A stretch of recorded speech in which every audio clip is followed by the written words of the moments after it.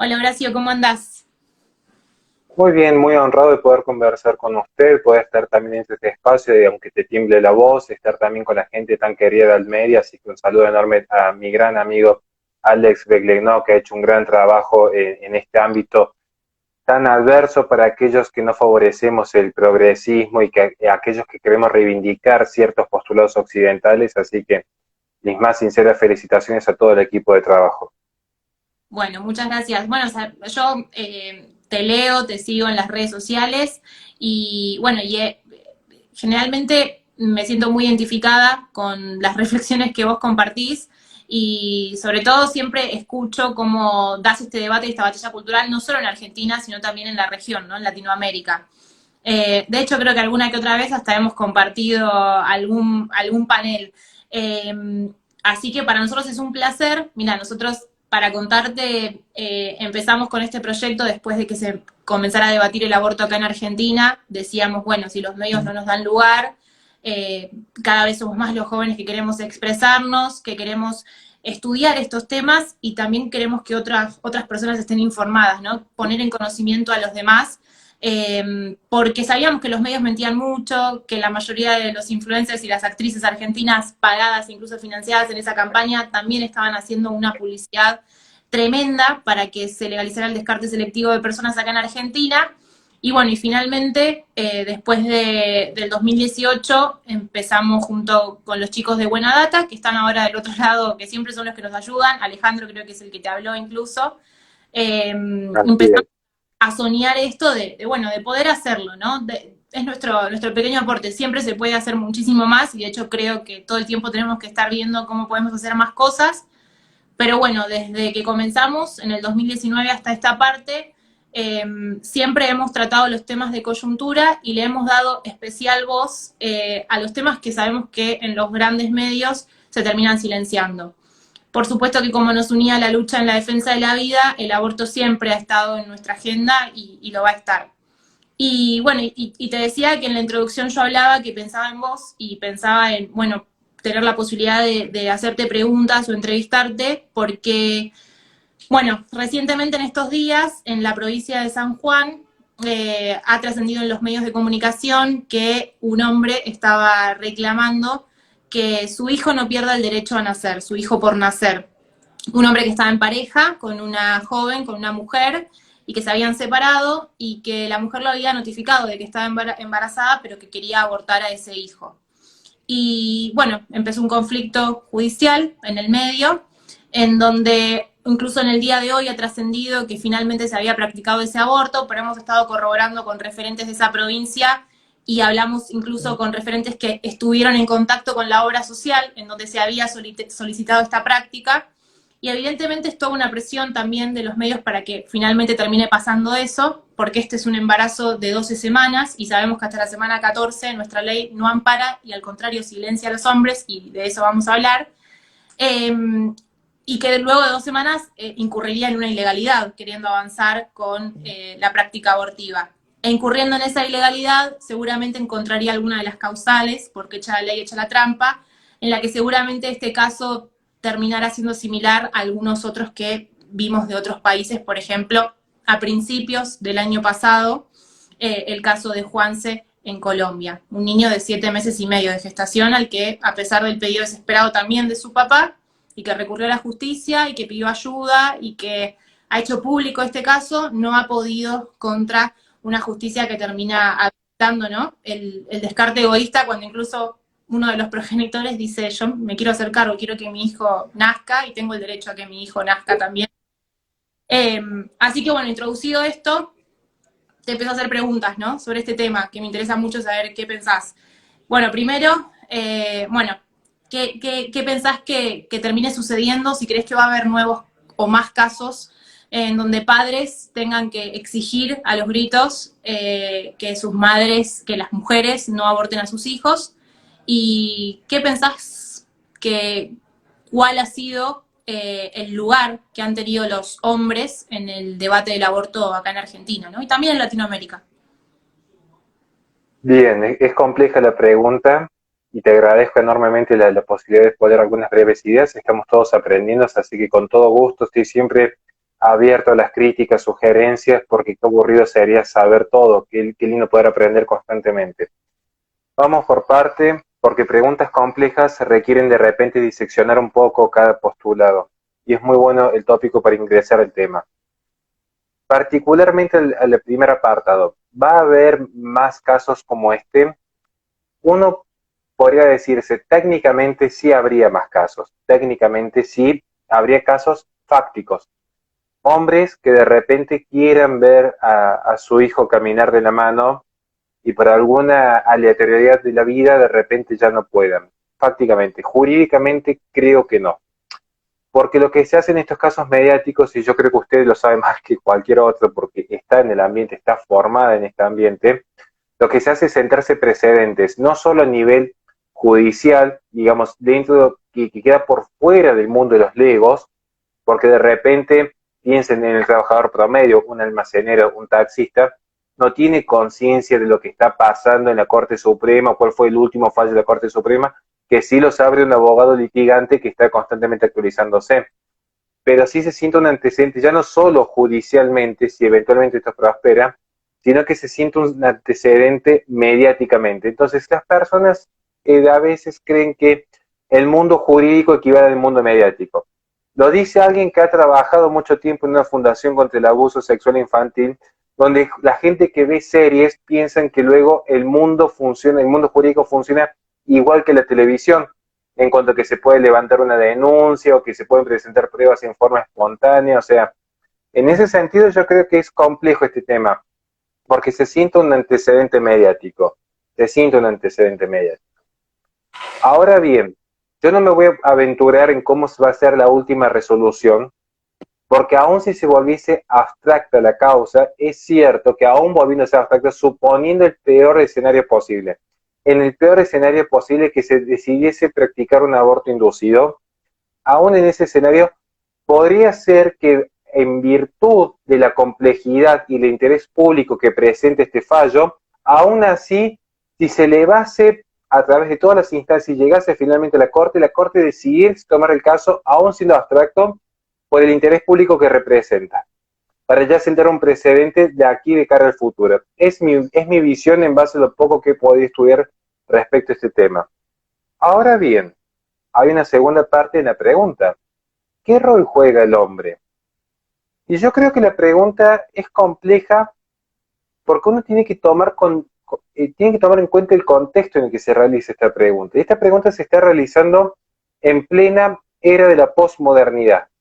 Y esto es decir, Horacio, ¿qué tendrá que ver la posmodernidad con un pobre hombre que está sufriendo? Como me recuerda muchísimo una nota que tuve que escribir tiempo atrás de un hombre que estaba a las afueras de una clínica, pongan 15 comillas adelante y 15 comillas atrás, en una clínica de IPPF, llorando porque veía que su expareja había ingresado. Ahora voy a pasar a explicar cuál es el rol en la posmodernidad. Tanto ese hombre como el actual caso que ha trascendido, que su nombre es Franco, incluso fue un trending topic todos con Franco.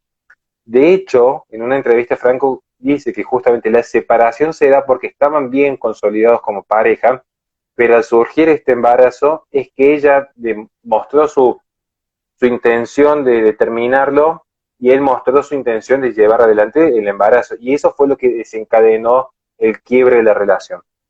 En la posmodernidad, explicado muy sencillo, porque no es una charla de filosofía en este caso, pero lo que hay es una corriente filosófica propia, el postestructuralismo. A grandes rasgos, toman elementos del estructuralismo de Saussure, que es un lingüista, y a partir de ahí dicen, bueno, esta teoría estructuralista no tuvo en consideración, por ejemplo, por dar un ejemplo concreto, la preeminencia que hay en el discurso y en la construcción del conocimiento del habla por sobre lo escrito, y la preeminencia que hay entre la relación sujeto-objeto, especialmente cómo el sujeto se dirige hacia el objeto. Muchos dicen, ¿qué tiene que ver esto? Se lo explico muy sencillamente en palabras muy simples. En la posmodernidad existe lo que se dice y lo que no se dice no existe. Entonces, si una persona dice, este perrito es mi hijo, bueno, es un perrijo y existe todo un aparato de marketing para ofrecerle productos a ese perrijo. Y si un hombre se dice, no existe las diferencias naturales entre un hombre y la mujer, porque el hombre es mujer si se autopercibe mujer. Si en el discurso ya lo dice, poco interesa que luego utilice una minifalda o que tenga una voz más afeminada. Basta que lo diga, basta que exteriorice la palabra. En ese sentido, van a ver que aquí aparece el campo de lo sensible. Entonces, en cuanto a sensibilidad de lo que siente en todo aspecto, no solamente los sentimientos, sino la aprehensión del mundo exterior. Y se plantea el siguiente punto. Hay vida humana desde el momento en el que empiezan a sentir dolor. Este era el postulado histórico del feminismo. A partir de la semana 2 se empieza a sentir dolor, luego lo extendieron un poco más, nunca dieron razones del por qué cambió en 2 semanas el argumento científico que esbozaba el feminismo. Pero actualmente, ¿cuál es el discurso básico? Actualmente, ¿qué es lo que se dice? Se dice que ya ni siquiera es necesario que sienta dolor el niño por nacer para que sea considerado sujeto de derecho. Yo prefiero hablar en realidad del ser humano, porque la concepción sujeto de derecho tiene una trampa lingüística. Incluso ahora, ¿qué es lo que se dice? La maternidad será deseada o no será. Es decir, el deseo, la exteriorización de la voluntad, el creer que el ser humano ya no es un ser creado, sino un ser creador que desde el verbo, desde la palabra, crea el mundo, es lo que luego define este mundo, esta realidad. Entonces, esto es lo que el feminismo dice que es. ¿Y qué es lo que no se dice? Lo que no se dice no existe. Si lo que no se dice no existe, como esta suerte de clubes de autoayuda donde dicen no tengan pensamientos negativos, así repelen todo lo negativo en el mundo, yo los invito a todos los que están viendo este vivo y que luego lo pueden ver en YouTube también, que hagan el siguiente experimento. Busquen todos los proyectos de legalización del aborto en la región, todos. Eso fue un ejercicio que hicimos tiempo atrás con mis compañeros de radio. Pónganse a buscar todos los proyectos de legalización. Encuentren un solo proyecto donde se haga mención al padre. Y esto es curioso, porque uno cuando observa cómo surge un ser humano, en cualquier teoría de la anidación, de la concepción, del desarrollo del sistema nervioso central, lo cierto es que esa estructura de vida, esa ánima, de allí viene animal político de Aristóteles, porque es un ánima, no es un objeto inerte, esa ánima es por la conjunción de 2 células vivas, el espermatozoide y el óvulo. Es decir, independientemente de la voluntad de los padres, porque hay padres que son malos en el sentido, no solamente los que abandonan, sino en caso de padres abusadores, hay de lo peor, como todo género humano, como también hay gente muy valiosa, independientemente de la voluntad de los padres, cada uno es producto de la unión de 2 seres vivos. Naturalmente, el ser humano funciona así, quizás alguna planta, quizás algún anfibio tenga otra estructura. El ser humano funciona así. Y sin embargo, fíjense cómo se estructura el sistema jurídico. Desconoce esta realidad y al desconocer esta realidad lo que hace es arrogar toda la potestad creadora solo a la madre. Por lo tanto, se dice que la maternidad es deseada o no será y el derecho recoge, porque el derecho, yo insisto, el derecho es actualmente, es una expresión más de un campo cultural, es, digamos, un subgénero del campo cultural. Y a su vez el campo cultural cada día estoy más convencido que termina siendo un subgénero del campo económico, pero es una discusión un poco más compleja. Lo cierto es, se dice esto, pero se silencia la figura del padre. ¿O acaso no han notado que automáticamente cuando un hombre quiere dar este debate, cuál es el principal argumento? Un argumento epistemológico. Si sos hombre, no útero, no opinión. Algo así como si uno dijese, si voy al veterinario y el veterinario no es un perro, no está en condiciones de operar a mi mascota. Bueno, es así como funciona el argumento epistemológico del feminismo. Se hace hincapié en lo que se dice y se anula lo que no se dice. Espero haberme dado a entender en este punto. Sí, empezaste hablando de la aprobación mediática. Coincido en que estos casos que salgan, yo siempre trato de averiguar qué periodista lo comunicó, quién lo contó. En el caso puntual, este caso se hace conocer por un periodista que tiene una posición bastante ambigua, ¿no? Digamos como que estaría a favor, por lo que he investigado, el que inició, digamos, dar a conocer esto en Mendoza Post. Tiene una opinión ambigua, en donde se ha sorprendido de un montón de cosas del feminismo, pero daba a entender que avalaba el aborto en casos de violación, por ejemplo. Y creo que él ni se imaginaba quizás que iba a levantar el revuelo que levantó.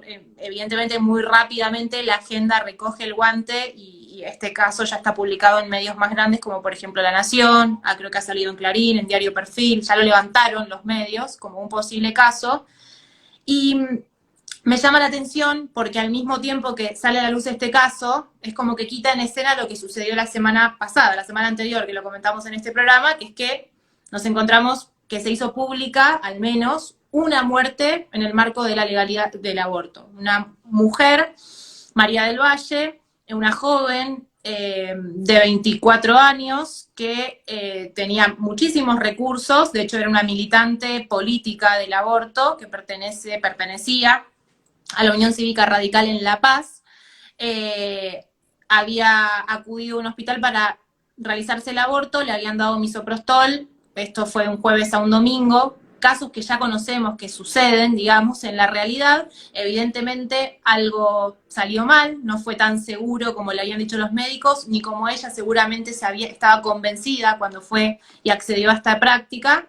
Y bueno, terminó con su vida tras operaciones, una operación al menos que le hicieron el domingo por la mañana, no la pudieron salvar y falleció. Frente a esto, claro, este caso obviamente tomó revuelo, también escaló y llegó a los medios nacionales. ¿Y qué pasó? Lejos de tener la aprobación mediática, donde ya sabemos cómo es la manipulación de los medios, hubo un silencio mediático. A partir de eso se expidió la Unión Cívica Radical como partido, porque ella era una militante del partido, viralizaron una nota de la familia y de repente lo único que sabemos es que la causa está caratulada como averiguación de causa de muerte y empezaron a instalar la idea de mala praxis. Cuando claramente lo que sucedió es que se murió a causa de ese aborto legal que se hizo y de las pastillas o la pastilla de misoprostol que le habían dado para que ingiera. Entonces no me llama la atención y incluso me rememoro, me hace acordar, en ese momento yo era bastante más chica, pero en el 2012, cuando la Corte toma el caso Fall, del caso de un aborto por violación que había sucedido en Chubut, y falla en abstracto, justamente más allá del caso judicial, instala mediáticamente o aprueba incluso mediáticamente con su intervención, en donde se atribuye competencias que no tenía y falla en abstracto, esta idea de que, bueno, que hay que interpretar como que en cualquier tipo de violación la mujer podría abortar y no tal cual estaba establecido en nuestro artículo anteriormente 86 del Código Penal. Entonces, claro, esto me hace pensar en estas operaciones suceden y por algo esto se levanta y se baja en los grandes medios y cuál es nuestro rol. Y yo pensaba también en relación a lo que seguías diciendo cuando nos hablaste de esta posmodernidad, de estas premisas que el feminismo ha ido instalando, por ejemplo, una de estas de que si no tenés útero no podés opinar de la cuestión del aborto, o sea, no sos válido para hablar, por ejemplo, en un medio masivo de comunicación y a los debates, y me ha pasado porque lo viví. Si le preguntaban a un hombre y aparecía una mujer, siempre me terminaban llamando quizás a mí porque era mujer y había muchos hombres que eran absolutamente quizás más capacitados que yo, mucho más válidos, más grandes, más idóneos en aquel momento cuando empezábamos a debatir este tema en los medios, pero se logró instalar de a poco esta idea de que solo las mujeres hablamos de estas cuestiones. Y esto me lleva a pensar en que quizás, no sé, sociológicamente, porque no soy socióloga, tampoco entiendo tanto de filosofía y por eso te pregunto a vos, si con esta posmodernidad nos ha instalado, ¿no? Y con el avance de estas premisas del feminismo, una también falta de acción por parte de muchos hombres que quizás tienen la convicción, entienden a la ciencia, entienden que la vida inicia desde la concepción, pero que durante este debate han optado por miedo, porque iban a ser censurados, porque probablemente si levantaban la mano en una clase, compañeras los iban a escrachar o los iban a dejar de lado, o quizás les fuera a ir mal en la facultad si tenían una profesora feminista. Y no ha traído también una especie de crisis del varón, en donde hoy tenemos también algunos hombres que no se animan a hablar de este tema y como que tenemos que nosotros también lograr instalar que necesitamos justamente revalorizar y darles el lugar que les corresponde. Y me quedo con esto que vos decías en la relación sujeto y objeto, no porque el padre tiene derecho a que nazca su hijo porque es el padre. Su hijo tiene derecho a vivir porque es un ser humano, digamos, tiene una dignidad independiente a la de él. Pero sin embargo, hoy pareciera, ¿no? Como que hasta tenemos que forzar esto y hacer que los hombres vuelvan a hablar y ocupen el lugar y el eje central, digamos, como uno de los actores centrales en esto que es dar vida, en definitiva, que como vos decís, hasta esto ha sido tergiversado. Es decir, hoy no somos dadores de vida, hoy nuestro deseo humaniza, en definitiva, a ese niño por nacer que esta mujer llevaba en su vientre, que probablemente no lo reconocía como tal, como probablemente le sucedió a María del Valle y lastimosamente terminó muriendo no solo su hijo por nacer, sino ella también. Con respecto a esto, a la crisis del varón o a los hombres que no hablan, ¿qué pensás, digamos, en este contexto de lo general, digamos, al hablar de estos temas, periodistas a veces que se callan, que sabemos que piensan como nosotros y también se quedan callados en medios de comunicación, y muchos otros, docentes, jueces. Yo creo que hay cierto miedo también de los hombres a expresar su opinión frente a este avance ideológico. Qué pregunta tan compleja y creo que es de las más difíciles que se pueden llegar a realizar. A veces uno piensa que las respuestas más sencillas sería decir, bueno, no tengan miedo, anímense a hablar. Me ha pasado a veces en conferencias que siempre digo, bueno, miedo a qué, si en última instancia somos todos seres finitos, de última no importa cómo vivimos, importa cómo partimos hacia la gloria y hacia la inmortalidad.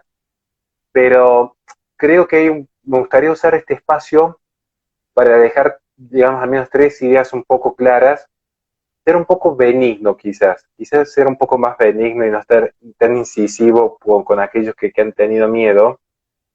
Primero vamos por parte.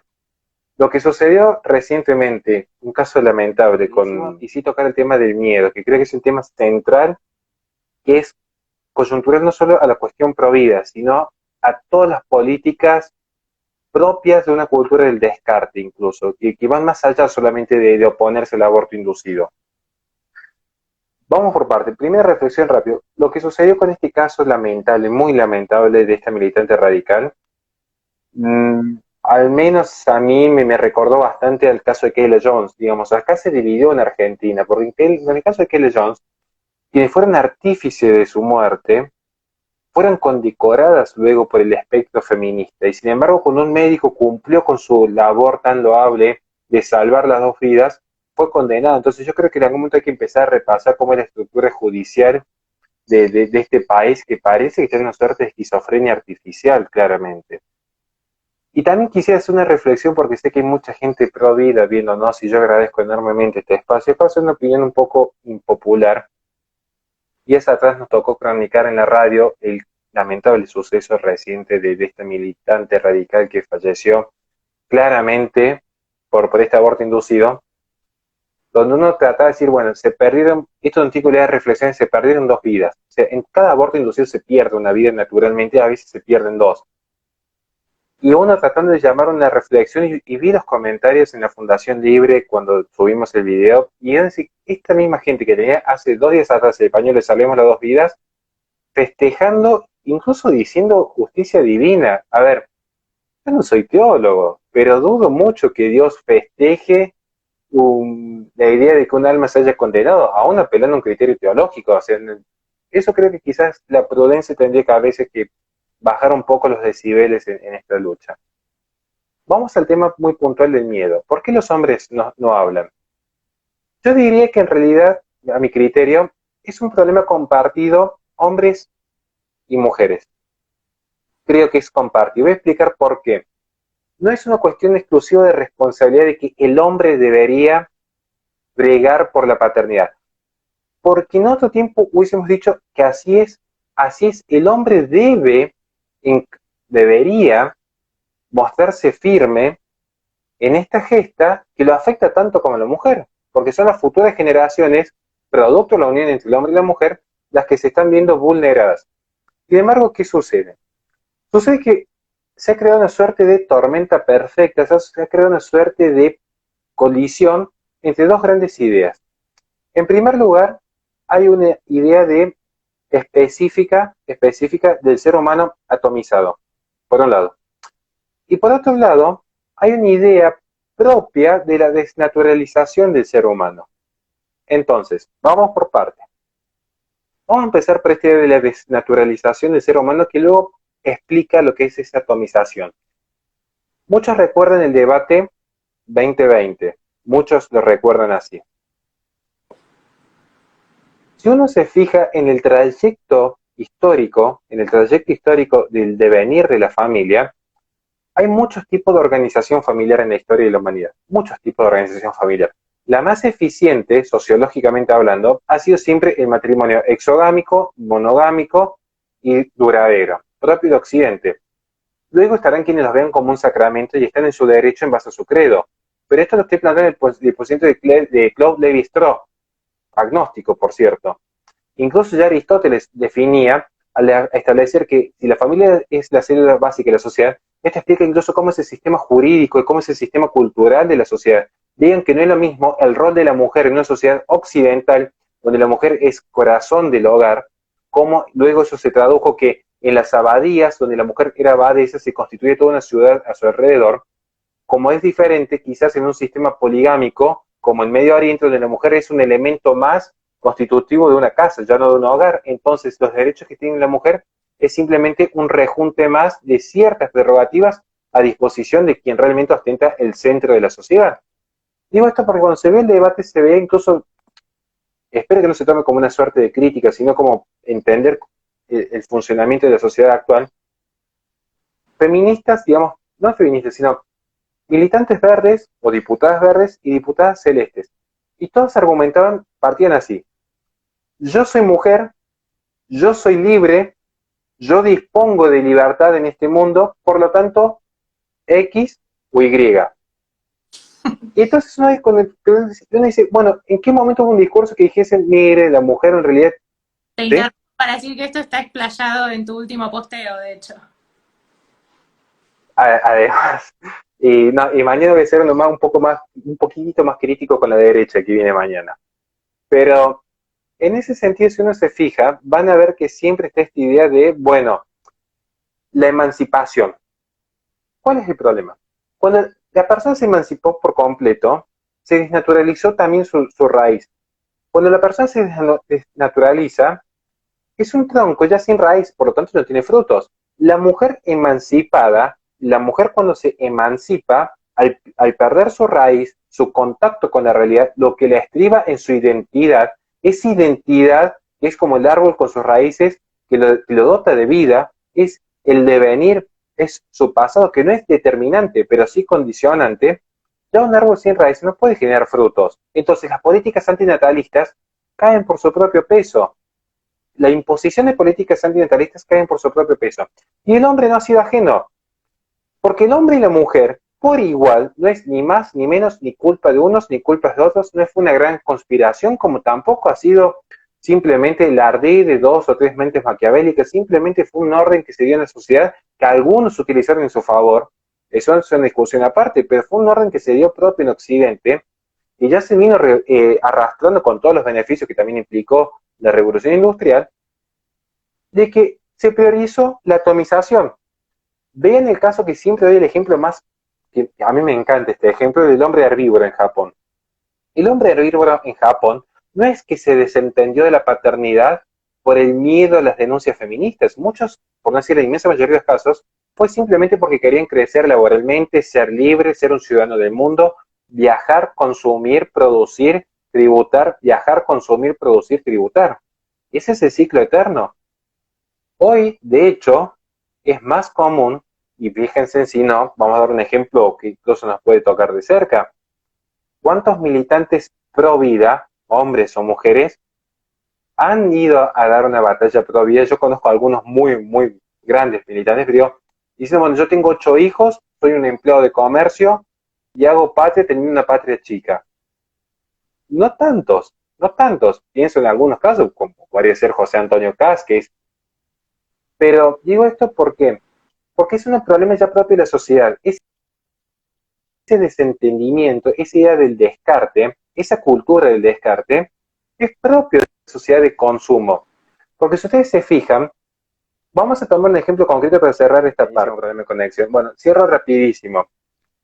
Es cierto que el hombre ha perdido ese interés por la paternidad. Y esto fue un fenómeno compartido de maternidad y paternidad. El desarraigo de la maternidad implicaba también el desarraigo de la paternidad, porque no se puede entender lo uno sin el otro. No se puede entender maternidad sin un pater y no se puede entender sin la mater la paternidad. No se puede, porque necesariamente tienen que coexistir los dos elementos complementarios. Ahora bien, hay un punto que sí quiero destacar. Esta revolución sexual que pareciera para muchos, yo soy un poco crítico en algunas teorías, digamos, vigentes actualmente dentro de este espacio, muchos creen que esto se trató de una revolución, digamos, netamente, podemos decir, de izquierda. Yo soy cuidado con ciertos extremos que a veces caemos en este error propio de Ícaro. Ícaro sabía que tenía que volar al medio porque muy bajo absorbido por Poseidón, muy alto absorbido por Apolo, y sin embargo no respetó ese punto medio y así termina Ícaro finalmente su travesía. Fíjense en que Monique Wittig planteaba una idea de la revolución sexual plena, donde el lesbianismo era en última instancia lo que iba a emancipar a la mujer, porque se descartaba por completo el hombre. Y hubo muchos hombres que favorecieron esta causa, digamos, porque claramente una mujer desarraigada ya del hogar es mayor mano de obra, a mayor mano de obra menor coste, claramente, porque hay más competencia, y en ese sentido hay más unidades de producción y también si hay más unidades de producción hay más unidades de consumo. Fíjense pues quién se favoreció con estas revoluciones sexuales. Uno tiene que ver siempre quién se vio beneficiado finalmente. ¿Que acaso fueron los que se hicieron millonarios algunos activistas, algunos intelectuales, o fueron las grandes corporaciones que hoy venden ideas? Porque hoy las corporaciones no venden productos y servicios, venden ideas. Esta idea de la mujer libre, la mujer empoderada, la mujer que crece económicamente. Porque incluso tanto Monique Wittig, que toma partes de Simone de Beauvoir, focaliza que la principal emancipación no es solamente el desarraigo de la maternidad, sino que el desarraigo de la maternidad es el primer caso, es el primer paso para la verdadera emancipación. ¿Y cuál es? Económica. Entonces, como se apunta a esa emancipación económica, es que finalmente hombres y mujeres han caído en esta atomización. Hoy el hombre, como la mujer, quizás por miedo lo hablan, pero también quizás porque se sienten cómodos en esta idea del hombre libre. Esta idea de la libertad que se viene creando en la Revolución Francesa es concomitante a la sociedad occidental en forma sistemática. Yo entiendo que haya muchos hombres con miedo a expresarse. Yo entiendo que el miedo es natural, el miedo al otro, el miedo a la muerte, el miedo a la naturaleza son los tres principales miedos. Y uno lo entiende. Y para mí hay personas más fuertes. A ver, el hombre se mide por cómo usa su fuerza. Esto es una ley natural, al menos en el campo marcial. Entonces, no interesa que un hombre tenga más músculos o que sea más chiquito, o porque de repente algún hombre se animó a escribir un comentario, pero venciendo ese miedo en Facebook, escribió ese comentario y les puedo saber que es mucho más valiente que algunos que con un gran poder de oratoria y sin embargo no se animan a tocar ciertos temas porque les queda mucho más cómodo seguir estando en una posición de confort donde no reciben tantas críticas. Entonces, yo lo que sí diría es, antes que todo, lo importante sería tratar de simplemente buscar ese punto en uno mismo, es decir, cuánto de lo que yo hago lo hago por miedo y cuánto de lo que yo hago lo hago por conveniencia. Porque muchas veces creemos que es por miedo que no actuamos, en realidad es más porque conviene crecer económicamente, conviene tener reputación, conviene tener de repente un determinado cargo, conviene de repente no estar expuesto a críticas, porque miedo a la muerte, miedo a perecer, no creo que sea en este siglo. En este siglo no creo. Porque hoy no estamos en un poder propio de Max Weber, un poder represivo, sino un poder como Foucault, un poder creador. Entonces lo que importa es, bueno, estoy acomodado, puedo crear mi propia realidad y en mi propia realidad me siento en una zona exclusivamente de confort. Es súper interesante todo lo que planteás. La verdad es que cuando hablaste de la atomización ni me imaginaba que ibas a desarrollar estas ideas a las cuales obviamente adhiero y no, es un punto de vista que no había pensado, pero de hecho en gran parte incluso haciendo siempre, mirando hacia adentro, muchas veces me ha pasado eso también, incluso siendo una voz activa quizás en estos temas, en que uno a veces bueno, no me conviene en esta comisión quizás pedir la palabra y hablar de esto ahora porque me trabaría tal cosa o lo que sea, no me va a salir adelante tal proyecto.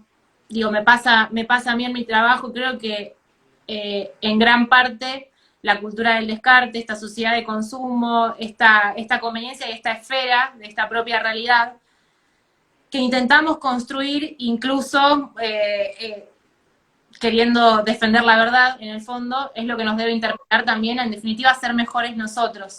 Si nosotros somos mejores, escuchaba la otra vez, o leía, mejor dicho, que hablamos todo el tiempo de que estos tiempos son malos, de que los tiempos que vendrán quizás son mejores, o que todo tiempo esa nostalgia, melancolía de que todo tiempo pasado fue mejor, pero en realidad el tiempo somos nosotros.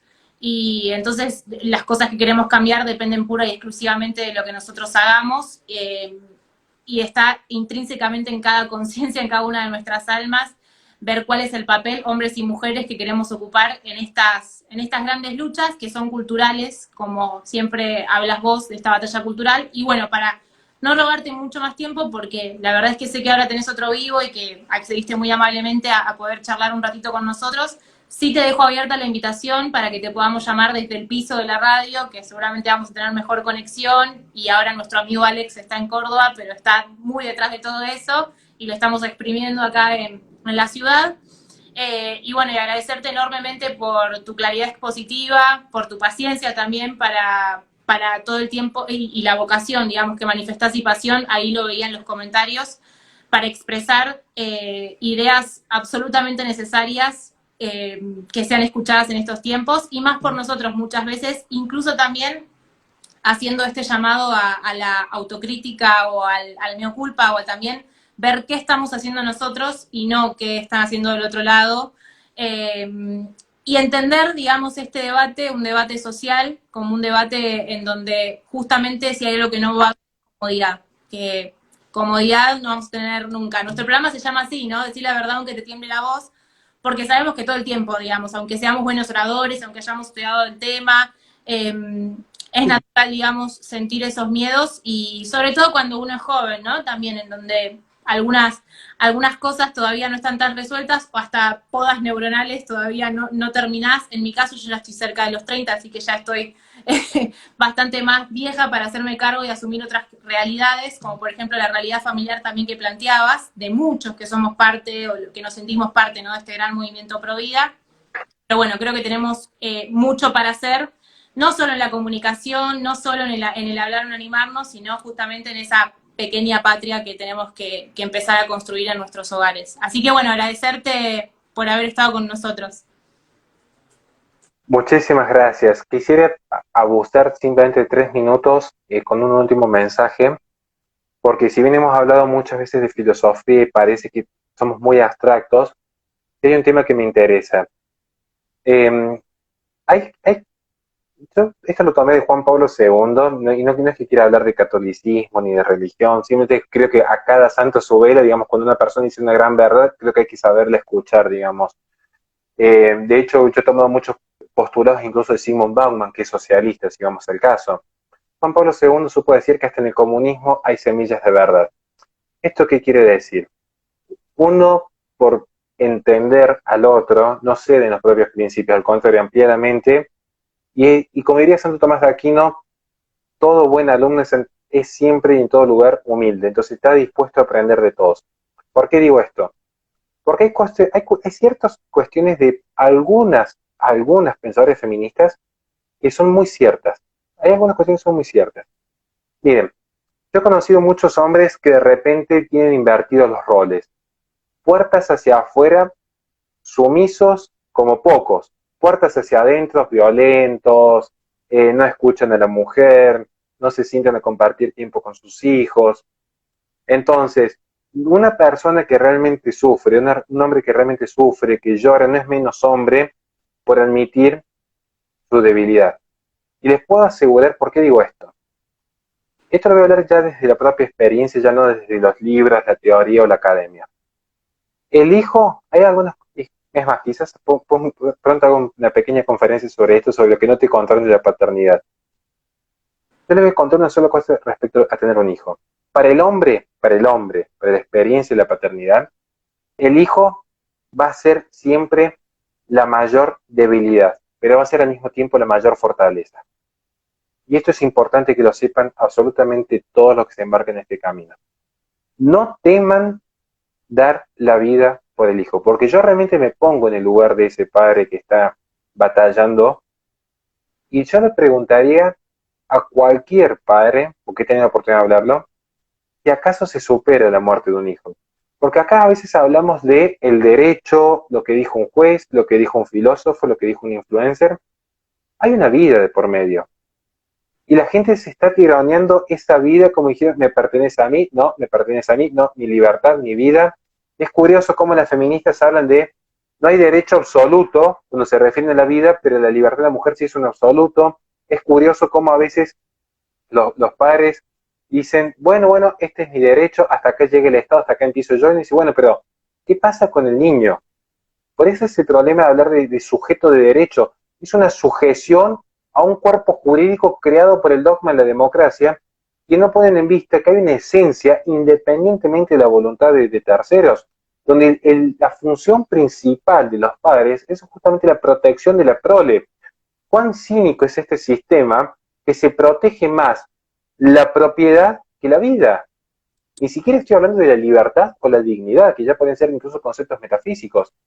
Entonces, yo con lo que quisiera simplemente cerrar es, ante todo, tengan el valor de defender la vida. Porque les puedo asegurar que absolutamente todo se recompone, absolutamente todo se arregla, con tiempo. Hay heridas que tardan más tiempo en sanar, hay conflictos que son más duraderos que otros, hay patrimonios que se llegan a recomponer hasta cierto punto, a veces no del todo, pero una vez que se ha perdido la vida, ya no hay vuelta hacia atrás. Y les puedo asegurar que aunque muchos no se animen a decirlo, y con esto cierro, el síndrome post-aborto, vamos a dar esa simple pista, investiguenlo, particularmente en la Academia Francesa, también la sufren los hombres. Y este es un tema que pocas veces se animan a decir algunos. Porque es como que, bueno, la mujer sufre el síndrome post-aborto, yo, macho, bien grandote, yo no sufro de eso. Cuidado, que la arrogancia no es patrimonio exclusivo de la izquierda. El síndrome post-aborto también lo padecen los hombres. Y el silenciamiento, siempre en estos casos más en fenómenos culturales, no siempre es por el grito del malo, sino también por el silencio de los buenos. Porque quienes tuvieron que hablar en su momento optaron por callarse, por la conveniencia y por la comodidad. Entonces yo los invito simplemente a ser combativos. Combativos no es ser irrespetuoso. Hoy pareciera que está de moda que ser políticamente incorrecto es ser maleducado. No, combativo es, si se animan a escribir un comentario en Facebook, vale tanto como si se animan a dar una conferencia o sacar un libro. Cada uno tendrá que rendir cuentas de cuánto pudo y cuánto hizo. Y no es una competencia de quién hizo más. Hay gente que puede más, gente que puede menos. Que cuidado que a veces un denario vale más que un lingote de oro. Todo depende de quién venga y cómo venga. Simplemente eso, e insisto, para mí ha sido un honor conversar con usted y es un honor poder estar aportando algunas humildes ideas a este gran espacio y espero que los éxitos continúen porque esta batalla recién empieza. Lo que sucedió en diciembre del 2020 no significó nada más que un empujón a redoblar esfuerzos, o al menos mucho lo hemos visto así. Es simplemente decir, bueno, lo que se hizo no alcanzó, ¿qué vamos a hacer? Trabajar el doble a partir de este momento, para revertir esta situación. Así que muchísimas gracias realmente. Bueno, Horacio, muchas gracias. Gracias por habernos acompañado. Gracias por este cierre épico, que es muy necesario incluso cuando uno, aunque tenga uno las ideas claras, que vos lo dijiste muy bien al principio, siempre tenemos que tener la humildad para seguir aprendiendo, pero sobre todo también tenemos que tener la humildad para repensar muchas veces si estamos en el camino correcto o en la estrategia correcta para buscar esa verdad que en definitiva es lo que nos une un poco a todos desde diferentes pequeñas luchas o más grandes, de las que probablemente quizás ni vos ni yo, quizás tampoco nuestros hijos vean los frutos, pero sabemos que sí harán eco en la eternidad y que sí en algún momento todo lo sembrado realmente será un aporte significativo para la historia de la humanidad. Que bueno, que somos protagonistas también en este momento. Depende bastante de nosotros varias de las cosas que dijiste que puedan cambiarse, que puedan mejorarse. Y bueno, desde acá el compromiso para defender la vida está, para seguir aprendiendo sobre estos temas y sobre todo ampliarnos también y seguir, bueno, siendo interlocutores de muchas injusticias que hay en el mundo, de muchos debates sociales, sin caer, que decías vos, de muchas veces sectorizar o entrar en una dialéctica que nosotros mismos la denunciamos como hipócrita. No se trata de un verde y un celeste, no se trata del hombre contra la mujer, ni de la mujer contra su hijo. Justamente se trata de que como comunidad que somos y con la propia naturaleza que tenemos, y esto sí quizás es más filosófico, bueno, tratemos de hacer que este mundo sea un mundo justo y un mundo donde justicia y nos volvamos justos, sea lo que sea que creamos, ¿no? Hoy vos dijiste, ya no hablamos mucho del miedo a la muerte. No, no hablamos porque, y dejo lanzado acá para hablar en otro momento, incluso no le tememos a la muerte, hasta pedimos por la muerte, ¿no? Con el suicidio asistido, como es la eutanasia en los nuevos debates, no solo acá en Latinoamérica, España, y que quizás lleguen a nuestro país prontamente, en un tiempo en donde la vida y la muerte están bastante en agenda, ¿no? En relación a la pandemia, muerte por coronavirus, no hay camas. Entonces, bueno, creo que hay un montón de otras cosas en las que seguramente también podemos profundizar, y así como hablaste vos de el síndrome posaborto, bueno, cosas de las que a veces no hablamos y tenemos que conocer. Incluso la depresión postparto también la sufren los padres, porque justamente son tan parte de ese proceso como la mujer y puede afectarlos también a ellos. Bueno, cosas de las que muchas veces no naturalizamos, ¿no? O hacemos como que ya somos expertos en esas cosas porque defendemos la vida, pero bueno, en casa todavía hay mucho para aprender y hacia adentro sobre estos temas. Así que bueno, te dejo porque sé que tenés ahora otro vivo, así que muchísimas gracias. Muchísimas gracias y cuando quieran continuamos con una agenda tan problemática como la eutanasia, que hay muchos mitos y todavía hay gente que no coincide qué hay por detrás, quiénes financian y qué cultura se está promoviendo con dicha agenda, que también forma parte de la lucha contra la vida.